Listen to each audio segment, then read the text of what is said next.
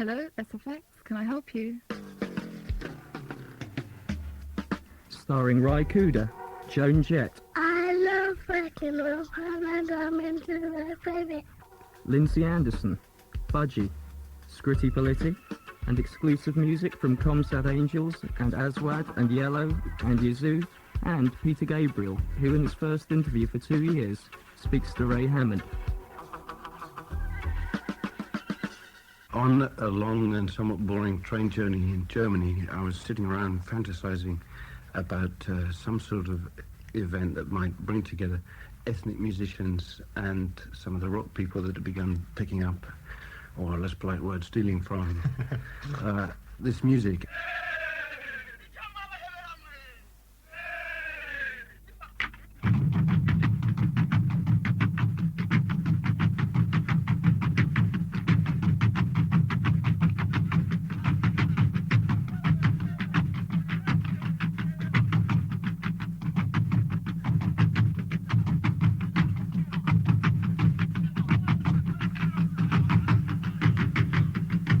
Coming back to England, I made a couple of inquiries around the area in which I live and realised that I wasn't going to get it together at all, and began chatting with Thomas here about the possibility of trying to make it work. And he had an organisation which was producing a fairly unusual magazine which was issued with a record called the Bristol Recorder, and a few of us sort of got together and began vague meetings, just seeing if there's a possibility of making an event happen. The whole thing now has become a very wide platform, and there's a kids' day with sort of 5,000 kids in masks, musical. But that wasn't in your mind originally, I don't suppose. No, this is something, you know, which has really taken on an identity since it was sort of developed. Thomas Brewman, festival organiser. We formed a company which is non-profit making in its constitution and limited by guarantee.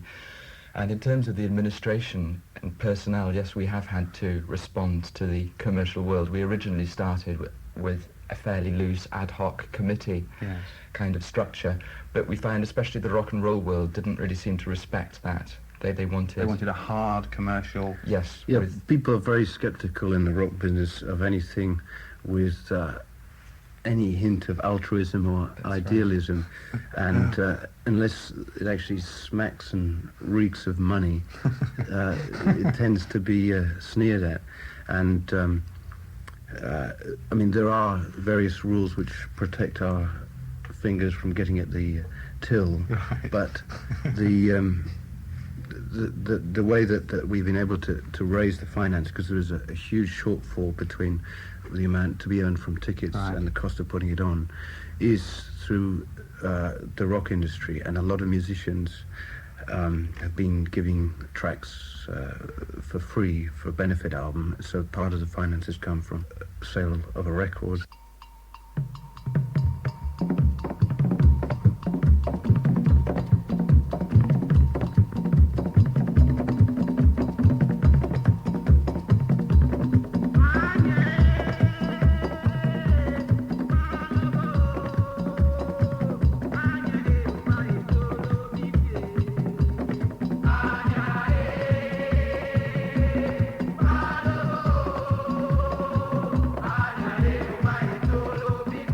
I should say the musicians have not been cynical. I think they've been incredibly supportive. It's the business and to some extent it's justified. You know, you see it all the time as an artist. You're always getting approached to do benefits for this, that, or the other, and there are always unhappy people going away who expect that musicians have a debt to be paid and paid and paid, and.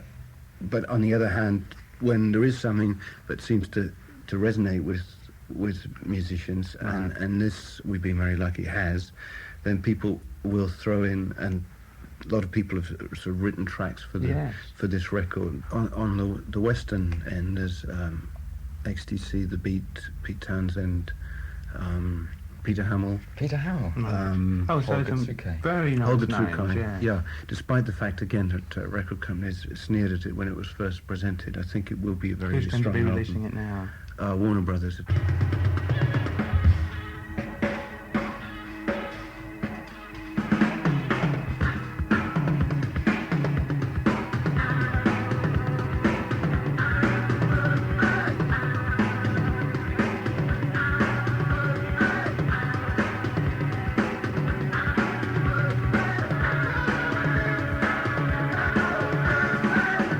My track, I was working with an amazing Indian violinist called Shankar. There's no relation to Ravi, although I think That has been his reported. sister has married into Ravi's family. But violin has never been one of my favourite instruments, but the way he uses it, it's incredibly emotive and sweet sounding in places. But the sequence of events was, first of all, this cassette which I'd heard, which I can't remember where I got it from, but that had a nice rhythm to me, unusual rhythm. Then I got the group of Comey to start working around that, and then we, Stuart Coper and Shankar, guitarist David Rhodes and myself began working around that sort of nugget.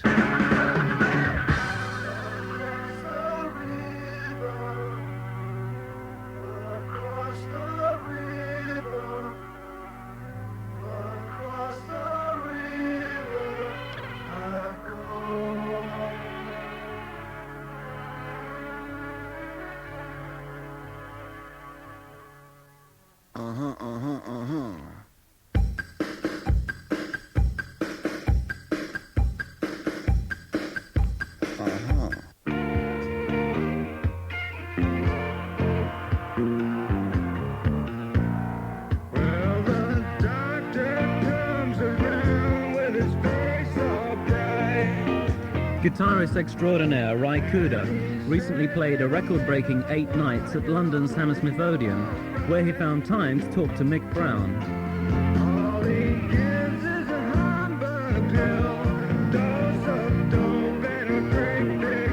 Naturally enough, the conversation turned to the blues. As far as your attraction to black music was concerned, was that anything to do with a white middle-class boy being enamored of the romance of another kind of lifestyle altogether? No, well, I mean, initially I wouldn't say so because it wasn't obvious to me that there was any other kind of lifestyle. I didn't see that until much later. So it's the sound, you see. As a musician, the musician reacts to the sound. I like flat thirds and sevenths, and I like that funny chords and the intervals, and the whole thing rubs in a funny way, and it vibrates, you know, and I just dig it. I mean, it is very romantic, you know, and it's very exotic and all that, and that makes it nice, too.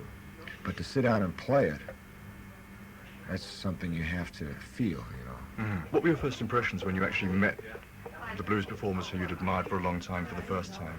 Well, I was, you know, you're struck by just the physical presence of these people, see.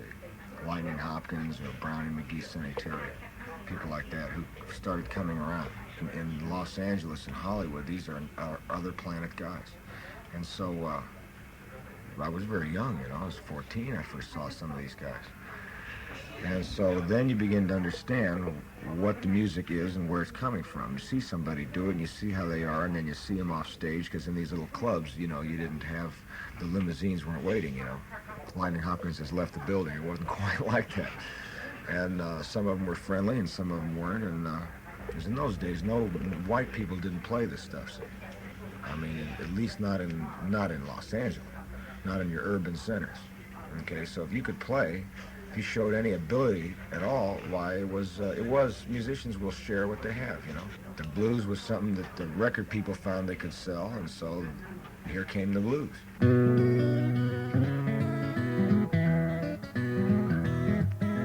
All my life I've been a traveling man. All my life I've been a traveling man. Staying alone and doing the best I can. I ship my trunk down to Tennessee. My unfortunately for us, at this point, nobody realized all the other kinds of music these guys might have performed or might have done if anybody would have thought about it. Somebody said blues is what they like, blues is what you get. And so it's great and all. What came down to us is like the idea of Reverend Gary Davis singing. Well, he ended up singing church music. He could sing anything. Jesse Fuller singing all year. He could sit and do circus songs, you know, like Man's Lipscomb, same thing. Shine on Harvest Moon, you know, all with the wrong chords and everything. But blues as an idea, you know, the blues really got to people, and it really got to, like, as you say, white middle class folks. Because I mean, the blues was a one generation thing. The economics and the social conditions that, you know, gave it to the world. Once that changed, like after the war, and you know, people started doing different kinds of things for a living in different places. You know, you still have the blues, of course, but it's just different. It's different music. I would imagine that somebody like Sleepy John Estes, the fact of you recording one of his songs is probably a greater financial boost to his income than he'd had for almost the entire career. Sleepy John was poor beyond your wildest dreams. He was as poor as a damn farmer in southern India. You know, he lived in a two-room shack with no windows and no doors and no electricity in the middle of a bean field.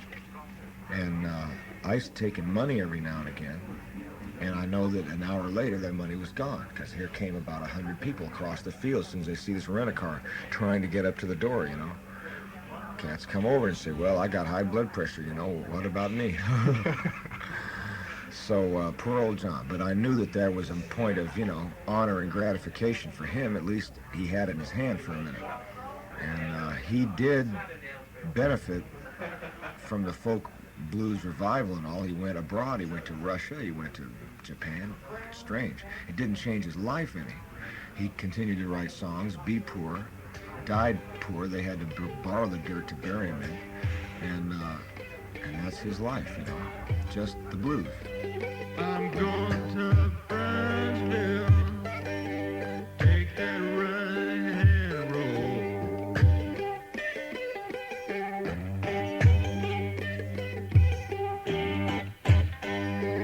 Well, I'm going to Brownsville, take that right-hand road. Where do you find your non-original material? Well,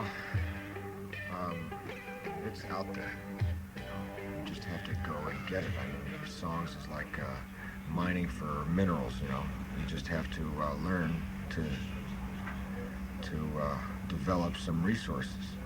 I mean, it's simple enough. You have songs you like, and then you have records you like, and then you have musicians you like. So you go in that direction. You say, I know a writer. Let's check him out, see what he's got. Maybe a singer used to do a lot of good tunes. I'll see what he's got. After a while, you've run out. You know, it's gone.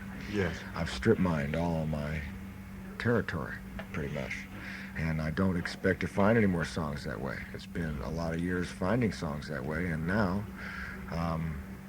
the cost of reclaiming, it's like oil, you know. They're reclaiming these songs getting to be too dear.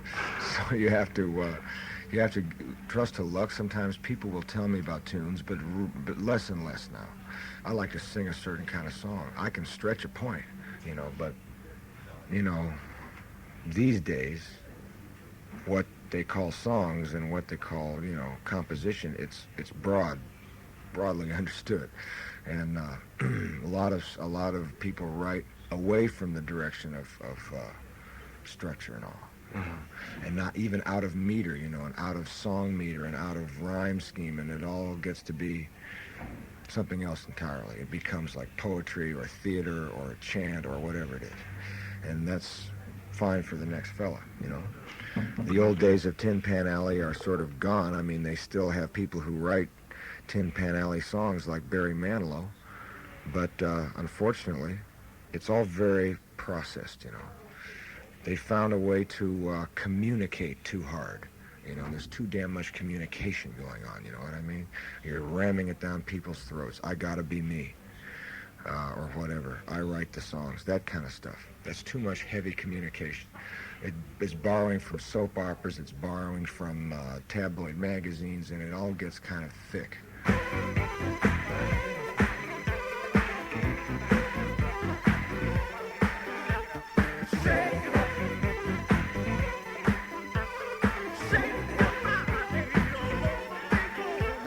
It seems rather incongruous to picture Cooder working out to Rick James or Oh, it's great fun. Prince or... Well, you see, I made a startling discovery. I looked in on these classes and I saw these women with leg warmers, you know. Most of them girls, they're 20 years old, they're really young and strong. With these real, you know, mind-crushing grunt records. And I thought, that's not me, I can't do that. And then I started doing it and I realized how hypnotic that music is. I found myself, as soon as I heard the beat, I'm with this very strenuous program. I said, well, if it has that effect on me, this group, you know, effort that we're doing here, why, it's like mind control practically. Processed music has that quality, you know. It reaches out, and they found a way to make it loud. They found a way to make it, when they recorded, very present, so it sounds like it's in your head all the time, very unnatural. And it gets to you, and it is hypnotic, like video is, video games, you know. And I thought, well, this is the way to control the world. All through the caravan, she was dancing with all the men, waiting for the rising sun. Everyone was having fun. I hate to see the lady go, knowing she'll never know that I love her.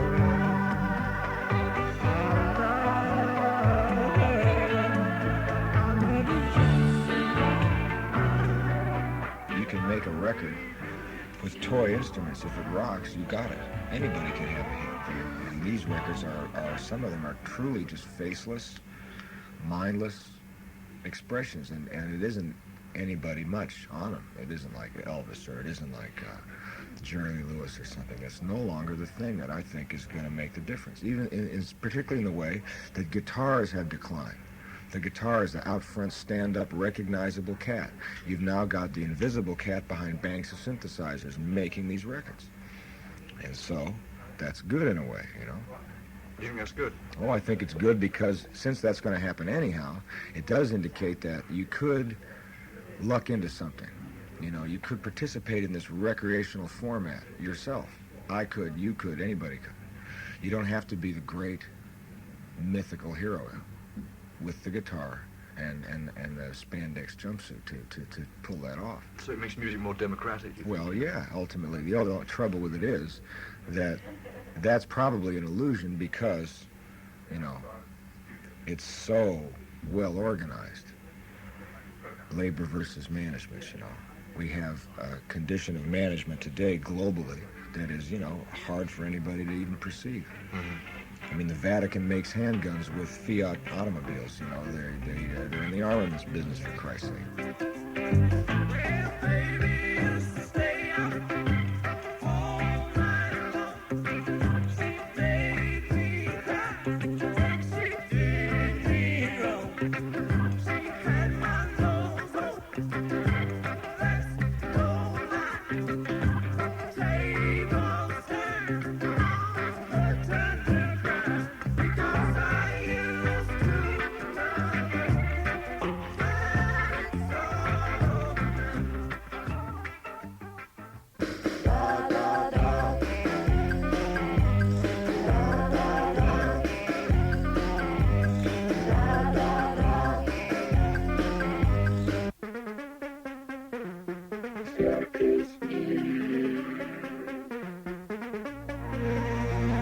Playing in the cuddly, lovable old news for you this week are Yazoo and Don't Go. Prepared especially for us by Vince and Alf, this track will be on Yazoo's forthcoming album in a remix form.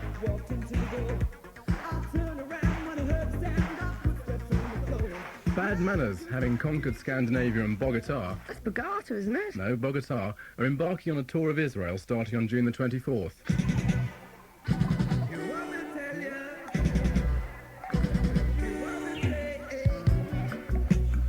Before they do, though, Bad Manners will be playing a 3-day festival in Tel Aviv, supported by, amongst others, this band, Aswad. This is from their new album, released on July the 7th. Susie and the Banshees have suffered a serious setback recently. Here's Banshee drummer Budgie to explain. It was the boat trip from Helsinki, which was like a real stuffy affair, which kind of, it was very sudden. The day after, it was, she suddenly realised she had no voice. So we realised we had a very important gig coming up in Stockholm, like to 40,000 people. But she was obviously in like a lot of pain with her throat. Now we want to get another opinion from a specialist in London. And this will like determine what we do in the future. You know, we have recording commitments. You know, we've already started a new album, and we have like the dates. We have like 2 festival dates in Italy around the 21st, 22nd of July, and there's the Elephant Fair on the 31st of July. So they're all kind of hanging in the balance as to what, you know. Well, you know, the decisions with Susie eventually. She's already been told to take 6 months, you know, absolute rest. But yet, you know, we continued and completed the tour. Get well soon, Susie. Joe Jackson jumped back to the 50s with his last album, Jumpin' Jive. This is from his new one, Night and Day. But has Joe sold out? What does he want from life these days? It's more a question of I want to do something that's interesting to me, that excites me. Because I feel if I get bored with what I'm doing, then pretty soon everyone else is going to get bored. You know what I mean? I underestimate the intelligence of the listening public. The Comsat Angels, another of Sheffield's diverse talents, have released 2 albums with a total lack of success. Waiting for a Miracle, their first single, just about sums up their track record to date. Not that commercial success is at the top of the pile for vocalist Steve Fellows, who's now, by the magic of modern technology, going to introduce 2 very rough mixes, a point which producer Pete Wilson, better known for his work with The Jam, asked us to stress. Here's Steve Fellows. This is called After the Rain. When a sky full of tears is threatening to fall, don't stand in the way. Come inside, close the door. The sky will clear again. And this will probably be the last track on the LP, because it's got a nice conciliatory chorus.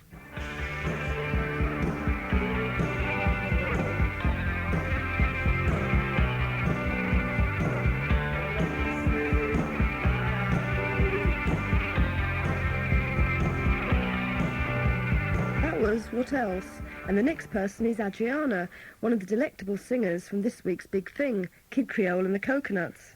I asked Adriana if people tried to grab her bosoms on stage. They haven't yet, but they just You think might they would? do that. And that's what we're afraid of. That's why we dash off before they get a chance to do it. More Adriana next time, and I'll be asking her about her roots. New news this week of Kevin Ayres, who's nothing like James Hunt on acid. But this is the Shaking Pyramids. Their Celts and Cobras album is out and about. Well, now I'm stuck in a den, like the light in the road again. Big smoke, you got a hell of a light to answer the fire, and I'm heading out. We're back to Coach about 10, then locomotive through the wild again. We're heading back up to the ones that we love, and like to have them above, but still a dot, duck and dot on the map. Oh, you know you got everything, but you can't put it away. Stir fried. That's the way it's gonna be. Come inside and join the Marrow family. 3 courgettes, your heart is a flutter. 3 courgettes when you're melting the butter. No assault or battery. Flatter me with a ratatouille. 3 courgettes making the running. 3 courgettes tastefully stunning. Shout, sing, any old thing, but boogie with the 3 courgettes. Oh, wahoo! Boogie with the 3 courgettes. That's Michael, Jerry and Barbara, the 3 Courgettes, the Ratatouille Trio. Why courgettes? Why not? And the next question, please. Well, cauliflowers is such a thing to get your tongue Yeah, the three round. cauliflowers, we thought, no, Terrible. no. Yeah, and zucchini, well, in Nobody's heard of alphabetical order, zucchini. you see, that's the trouble. You How always many go people on do luck. you know who can spell zucchini? Exactly. Although we've discovered, A in lot our of people experience, a lot can't of people spell can't spell courgettes courgette. either. But some people can't spell three. But I mean, really, I mean, how did the group come about, and why? Why a vocal harmony group? Why Three Courgettes? I mean, aren't you harking back to the 40s and to a swing thing which has already been done by the likes of Vic Goddard and... Oh, no way. I mean, the reason we started a vocal group was because, or one of the reasons was because we couldn't afford any equipment. And Michael had a guitar, so we thought, well, what can we do, really? And it's very difficult to get three people playing a guitar at a time. And you can get duets on a piano, but guitar is terrible for that, because you always have arguments about who's going to strum and who's going to have which do fret. the fretboards. And everyone gets in each other's way. So we thought, well, the best thing to do was either to form a very small rugby team or do a vocal group. Yeah.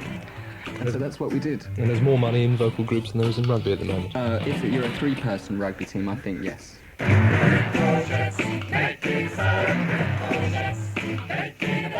If you want to rock and roll, get your head inside the boat.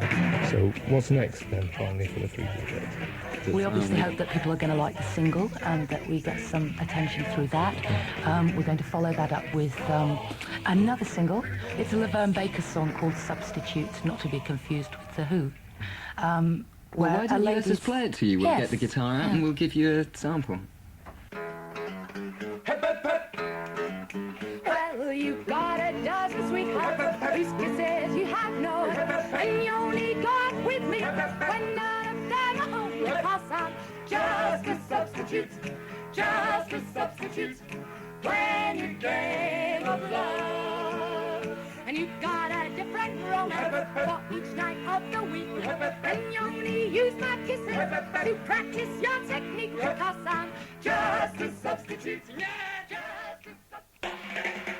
If you're out to get the best in burgers, we got everything under the bun. Wimpy is the home of the hamburger with the greatest burgers under the bun. Try the tasty Wimpy cheeseburger, 100% beef, melted cheese, rich tomato ketchup, and a sprinkle of finely diced onion, all under a delicious sesame bun. Wimpy is the home of the hamburger with the greatest burgers under the bun. We've got the greatest burgers under the bun.